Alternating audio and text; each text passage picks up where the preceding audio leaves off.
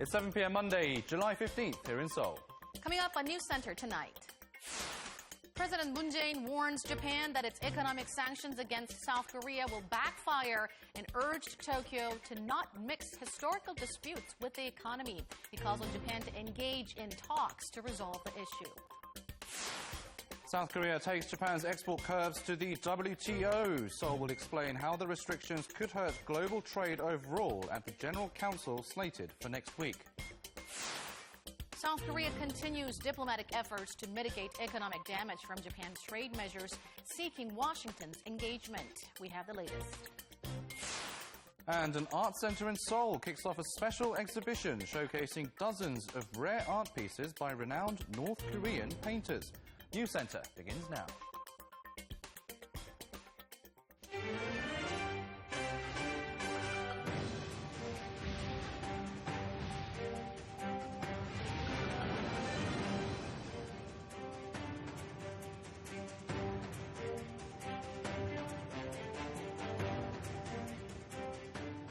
Good evening to our viewers in Korea and hello to others watching from around the world. Welcome to Arirang News Center live from Seoul. I'm Han Daeun.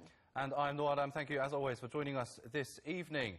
We begin with President Moon Jae-in. He is warning that Tokyo's export curbs will do more harm to the Japanese economy when it's all said and done. His latest remarks, his third regarding this issue, come amid continually escalating tensions between Seoul and Tokyo. The president also underscored his government's strong resolve not to succumb to Japan's trade pressure. Our Shin Se-min starts our coverage tonight. President Moon Jae-in had some choice words to share regarding Japan's economic retaliations. The South Korean president called on Japan to return to the negotiating table and said Tokyo's export curbs would only be an exercise in futility.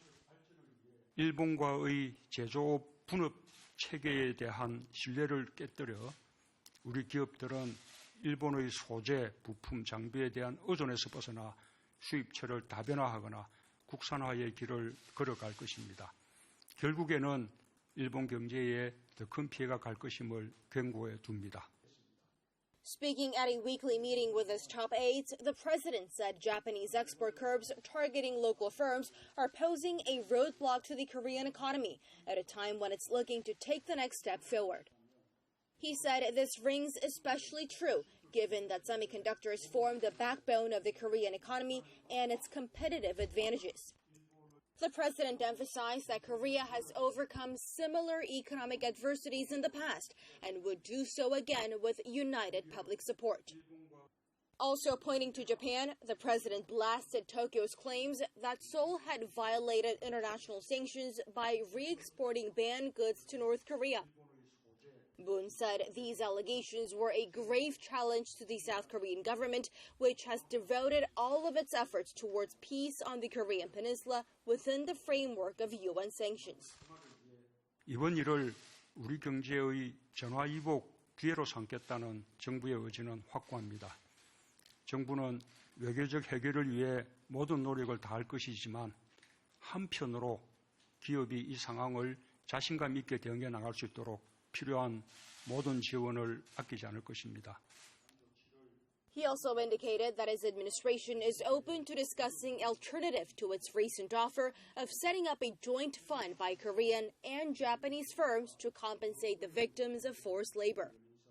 Moon added that the Korean government does not see this as the only solution, perhaps leaving the door open for a diplomatic solution.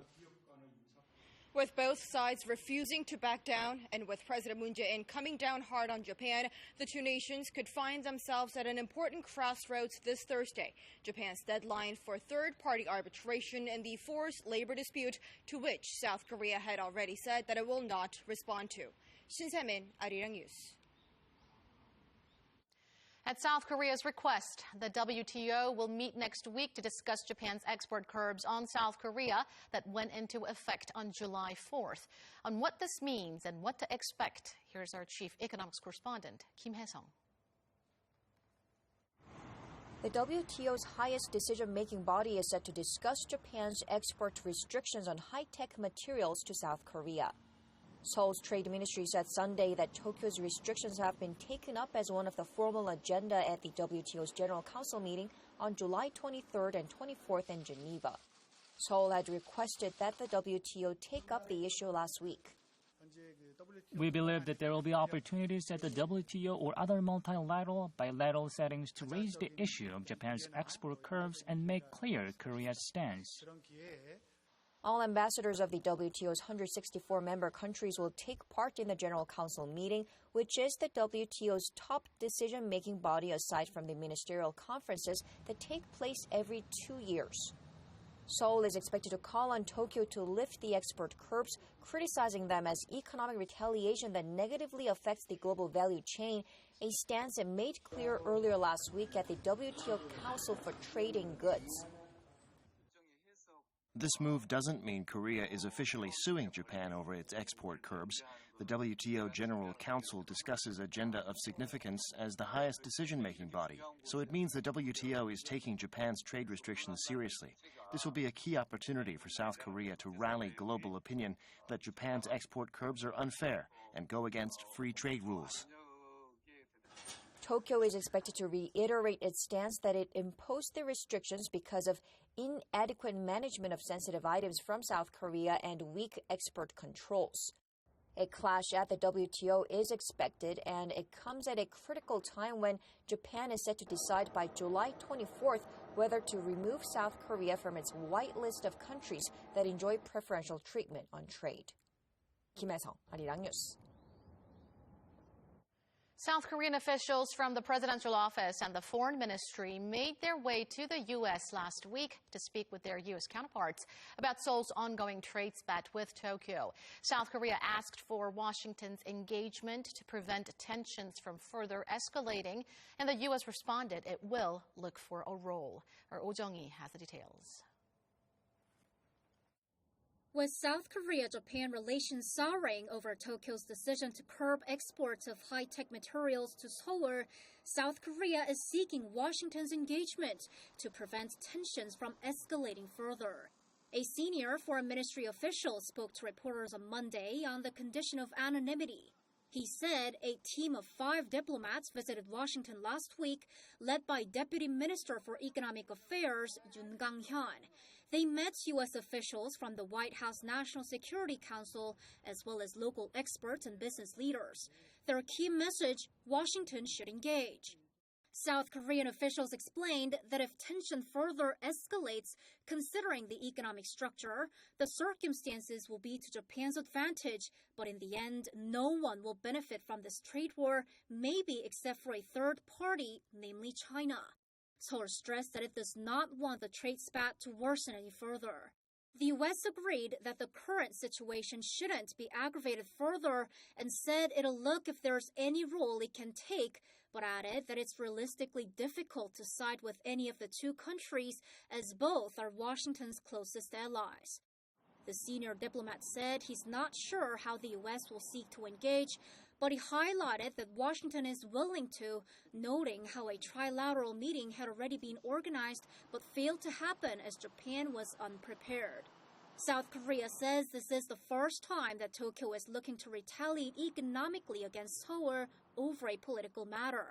Seoul says it's keeping a close eye on the possibility of Tokyo making another provocative move over the next 2 weeks as Japan holds an upper house election this week and gathers opinions from stakeholders on taking Seoul out of its exports whitelist.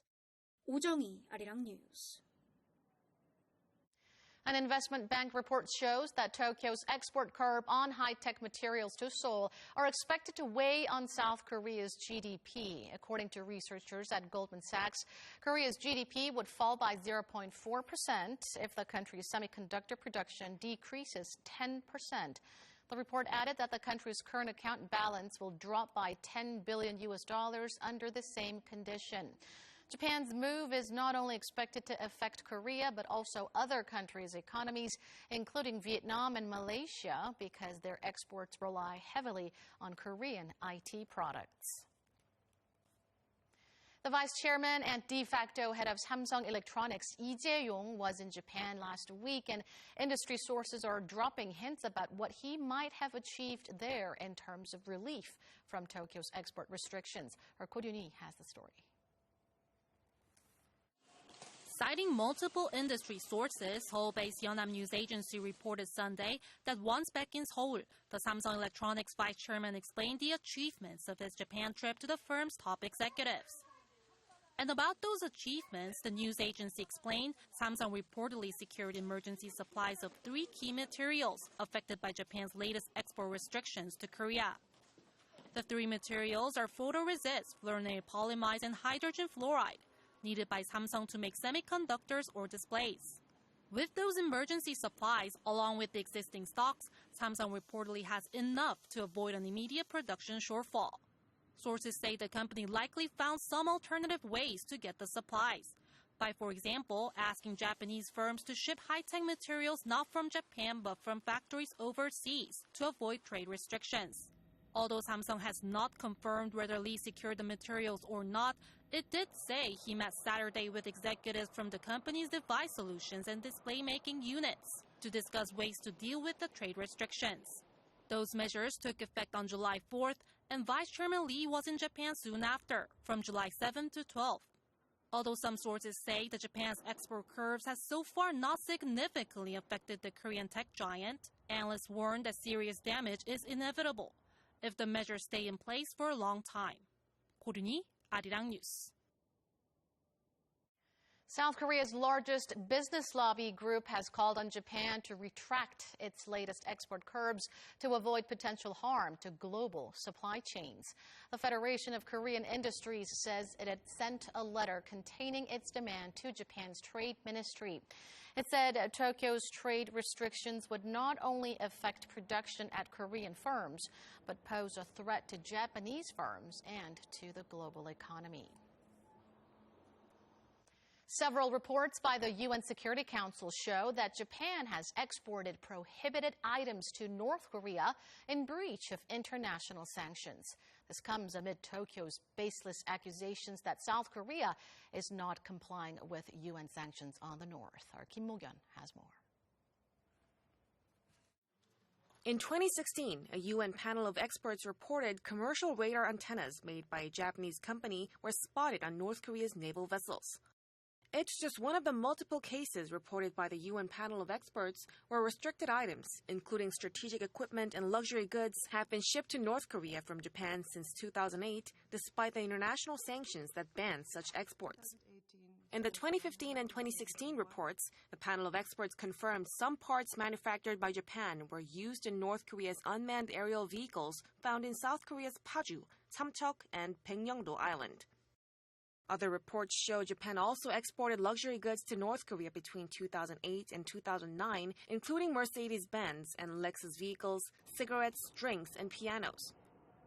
Despite this clear-cut evidence of violations, Japan has been accusing South Korea of exporting Japanese-made industrial materials to the north, but UN reports do not show any apparent cases of Seoul violating the sanctions.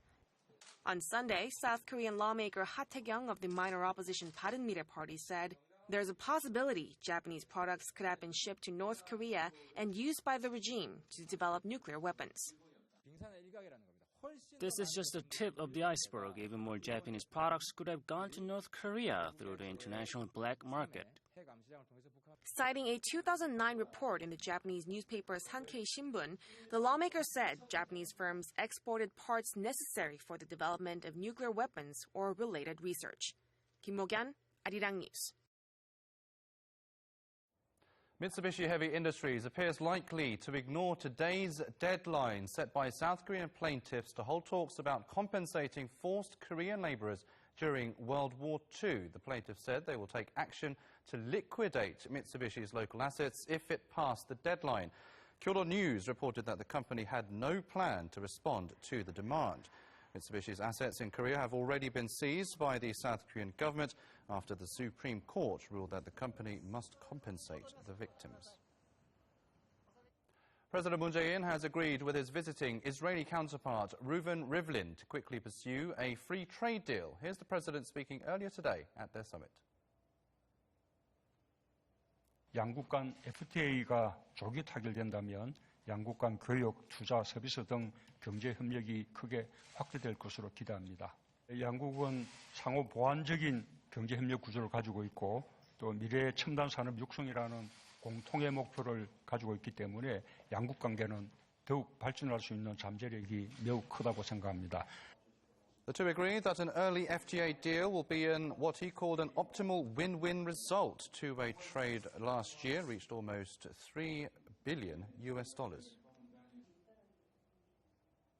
The Blue House says President Moon is ready to hold talks with the leaders of the nation's political parties at any time. That was in response to a proposal earlier today from main opposition Liberty Korea Party chief Hwang Kyo-an, who wanted to talk with the president about Japan's export curbs. Hwang emphasized that the, quote, crisis caused by Japan's new measures is retaliation against Korea over historical issues, adding he will meet Moon under any circumstance. Now that is a stark contrast to what he demanded back in May, when he wanted to meet just one-on-one with no other parties present. If such a meeting does take place, it would also cover the supplementary budget bill that still needs parliamentary review. North Korea appears to be trying to revive its tourism industry as a way of overturning economic challenges it faces under international sanctions. North Korean propaganda outlet DPRK today reports that the country is resuming tours for foreigners to Geumgang-san Mountain. It says the tours will start late this month and run through the end of November. Inter-Korean tour programs have been suspended since a South Korean tourist was shot dead for allegedly trespassing in 2008. Foreign residents in South Korea who default on national health insurance fees will be required to pay for all medical costs out of their own pocket. A revised National Health Insurance Act will take effect from tomorrow, and foreigners staying in the country for more than 6 months must sign up for the public health insurance plan. It will cost a minimum $96 a month, with the exact amount depending on income and assets. Students and skill training visa holders, however, will be given a grace period until March 2021. In golf, South Korea's Kim Daejung has won the Marathon LPGA Classic, finishing on a staggering 22 under par 262. Entering Sunday's final round at Highland Meadows Golf Club in Ohio with a one-stroke lead over American Lexi Thompson, Kim managed birdies on 4 of the first 9 holes to pull ahead of the field. This is Kim's second victory on the tour this season and her 9th overall. A special exhibition of rare North Korean artwork has opened in Seoul, the biggest exhibition of its kind. Our Won Jung-hwan has the details. The statement that all art is propaganda is closest to being true in North Korea. But what most people don't know is that the dominant genre of painting in the secretive regime dates back to the Joseon dynasty and sometimes depicts the beauty of nature in inked paintings on paper. You can easily say that so-called Korean painting is the foundation of all North Korean art. Even today, North Koreans use this Korean painting to portray contemporary subjects.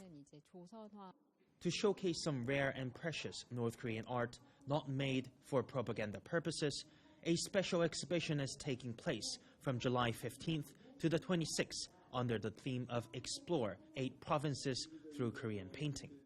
More than 40 paintings by 17 artists, including elite North Korean painters like Jeong Chang-mo and Son Woo-young, are on display at Surim Art Center located in northeastern Seoul. All of the pieces are from Mansudae Studio, North Korea's biggest government-run art studio, where some 800 state-selected artists, ages ranging from their early 20s to their 70s, produce art within set hours and quotas. Asked how their works have ended up here in Seoul, the collector explains that he gathered them one by one at the Kaesong Industrial Complex before the UN sanctions went into effect. I started to buy some art when I was doing business at Kaesong some 10 years ago. In fact, when I was working there was a time when the regime's economy was really bad. So it was common to buy some of the art I wanted from North Korean people. The foundation claims this is the first time such great works by top North Korean artists have been showcased simultaneously in one place. And the reason is that the organizers want to create feelings of peace through the power of art. Indeed, through the art, the organizers hope that this 12-day exhibition can be an instrument of reciprocal understanding and ultimately, perhaps, of peace. 원정환, Arirang News. Media around the world recently reported on a shocking video of a South Korean man beating his Vietnamese wife. The video went viral and South Koreans were outraged, calling for much-deserved punishment. Today, we take a look at how vulnerable foreign women are to domestic violence. And for that, our Oh Soo-young spoke with a woman in Korea who's experienced that violence. For 4 in 10 women who've come to Korea for marriage, the marital bliss soon turns into domestic violence. But according to Korea's Human Rights Commission, 1/3 of them neither seek help nor report the abuse. Why don't these women speak out? A Vietnamese woman in her early 30s agreed to talk to Arirang News on the condition of anonymity. My husband has been beating me since 2010. He also aborted my baby while I was unconscious. I slit my wrist to kill myself, but I failed. Now I'm trying to get a divorce, but it's hard to leave because he says he'll hire someone to kill me. I don't speak enough Korean, and if I go back to Vietnam, I will be a nuisance to my parents. I want to stay and work here. For many like her, it's not as simple as leaving. Divorce means they lose the right to remain in Korea unless they take the case to court or have a child with Korean citizenship. Foreign women rely on their husbands to meet the requirements for settlement or permanent residence. If they separate, they must prove that the Korean spouse is to blame for the divorce. But that's extremely difficult, as many don't report cases of abuse. Women with children are also disadvantaged, as the court grants custody to the parent who has more capacity to support them. Over the past 2 decades, Korea has been expanding support centers, legal consultations, and emergency hotlines in 13 languages for migrant women. We receive about 1,000 calls a month, and 1/5 of them are about domestic violence. We've had urgent cases where women called us after being stabbed or bitten almost to death because they can't communicate in Korean. Another large proportion ask about divorce and right to remain in the country. Serious cases are immediately taken to the police, and the victims can seek shelter in 28 safe houses for migrant women, where they receive medical and emotional therapy as well as job training. Around 1,000 women are currently living in these shelters, where they can stay for up to 2 years. But without the legal clearance to remain in the country, their position remains precarious. The Supreme Court last week ruled in favour of a migrant woman, saying her right to stay in Korea should be extended, even if her ex-husband isn't completely to blame for the divorce. The move has been largely welcomed, but observers say more should be done. There are now over 130,000 women who have moved to Korea for marriage. The government said last week it will discuss improving laws to better protect migrant women and their human rights, as well as tackle the negative social and cultural conditions that set them back. Oh Soo-young, Arirang News. One of South Korea's biggest concerns is the fine dust pollution. And more local companies are trying to minimize their carbon footprint and emissions. Our Yoon Jung-min reports. In the modern era, companies not only focus on generating profits, but protecting the natural environment as well. An auto parts maker in Pyeongtaek, Gyeonggi-do Province, is one of the many firms that are now going green. Last month, its plant was given an award by Korea's environment minister for its efforts to reduce the creation of harmful substances. The plant invented a new automated welding machine to conserve materials used in the production process. It also adopted an automated waste management system to safely handle and minimize wastewater. An energy storage system is used to save up energy overnight so that it can be used during the daytime hours.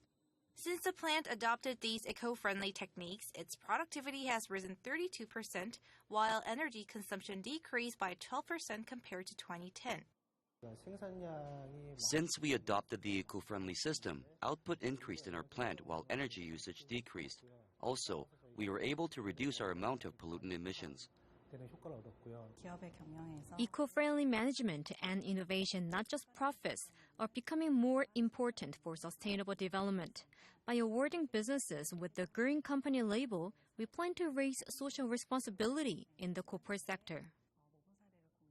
Other companies that have been recognized as green firms include Korea Midland Power Incheon Branch, Korea Southern Power Busan Branch, Mando Corporation Iksan Plant, and a hydroelectric power plant in Cheongsong run by Korea Hydro and Nuclear Power. These companies say businesses should be more responsible for protecting the environment for long-term benefits to our society. Yoon Jung-min, Arirang News. China's economic growth hit a record low in the second quarter amid the US-China trade dispute. China's GDP growth in Q2 hit 6.2%, the lowest on record. The country's quarterly economic growth has continued to decline since the beginning of last year. The Chinese government has been responding to the economic slowdown with infrastructure investment of roughly $300 billion and tax cuts of about $290 billion.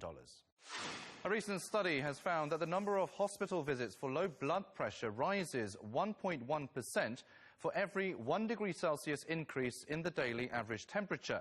The Seoul National University College of Medicine confirmed the correlation through its study of more than 130,000 appointments for hypotension and changes in heat. Researchers say it's the first study to reveal that one of the reasons behind the increased number of deaths due to cardiovascular disease is because of a rise in the occurrence of low blood pressure.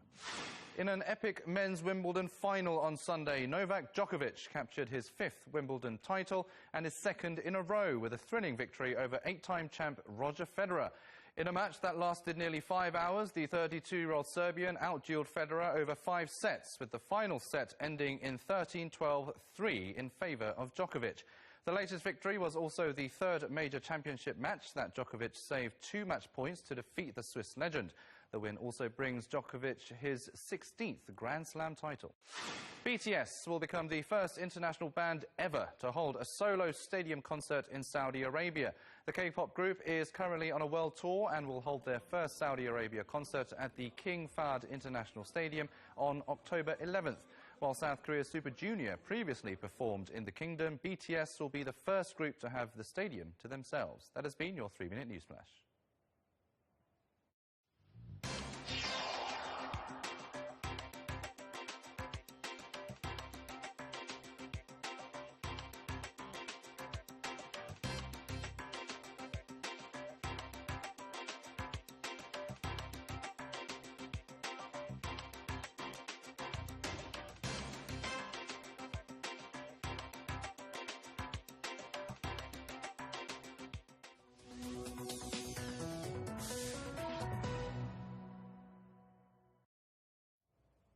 It's now time to take a look at the digital media content available on Arirang's social media platforms. And Unni News is back, taking a look at some top trending stories.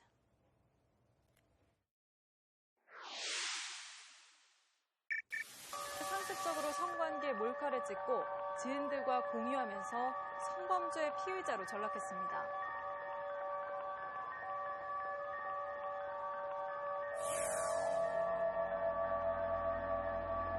경기 지역 고등학교의 여자 기숙사 몰카 사건과 관련해 시간 영상의 유포자 그리고 피의자 수십 명이 여자친구 알면은 무단으로 촬영하고 저는 일상에서도 있을 수 있다고 생각을 해요. 그 사람들이 보여진 거는 유명인이니까 이렇게 알려진 거지 우리가 모르는 건 엄청 많을 거라고 생각합니다.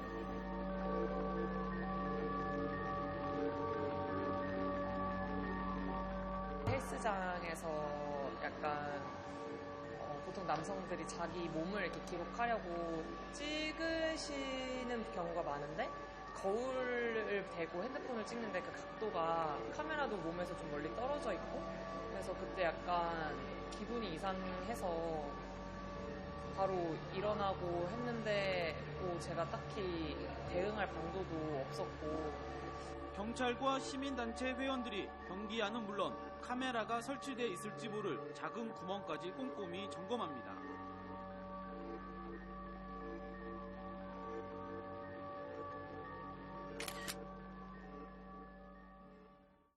막말로 무슨 공중 화장실 그런 얘기도 있고 짧은 치마나 바지 입고 지하철 올라갈 때 뒤에 남성분이 따라온다면 영상을 찍지 않더라도 불안한 마음은 있죠. 중학교가 있는데 거기서 남학생들이 화장실에 몰카 설치해서 그게 청와대 그 올라가서 저도 처벌하는 거 찬성한 적 있어요.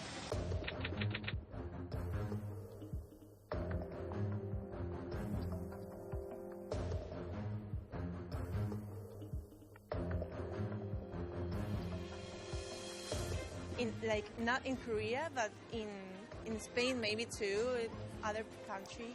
Definitely it exists in France too. But I think maybe media doesn't talk about it as much as in Korea. Yeah. I think in Latvia it's not at that level. Like I think there are some cases, but it's not like a popular thing that people do, which I'm thankful for. So I don't have to worry about that in Latvia. In Indonesia, it's not that common, but there are some cases.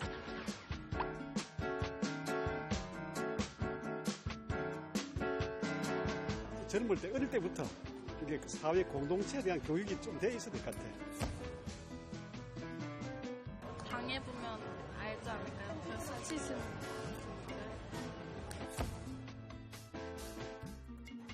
경찰이라든지 검찰에서 아주 굉장히 형벌을 이제 겁을 준다면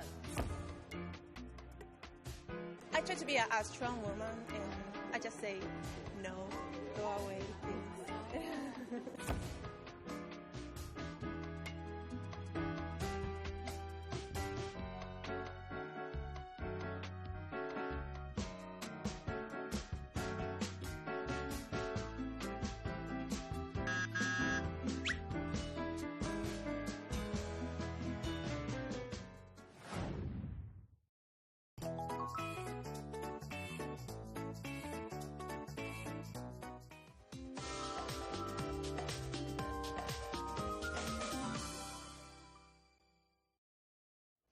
More rain seems to be in store for later tonight, but this time thunder and lightning are also in the forecast. Let's get more on the weather from our Michelle Park at the Weather Center. Michelle. Now stay alert to the forecast as certain areas in the central region have been issued with a heavy rain alert, with precipitation expected to amount to 30 millimeters of rain per hour.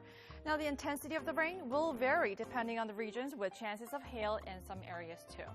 And unstable conditions in the atmosphere could develop more rain tomorrow. Along with it, the nation will see a surge in the daytime highs and also the humidity levels.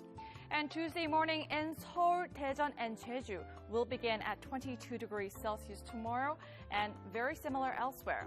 And other than the southern provinces, many locations will see temperatures rising up to 30 degrees or even higher, Seoul topping out to 31 degrees. And the capital will be rain-free after tomorrow, whereas the southern regions and Jeju will be influenced by another monsoon front this week. I'll leave you with the weather conditions around the world.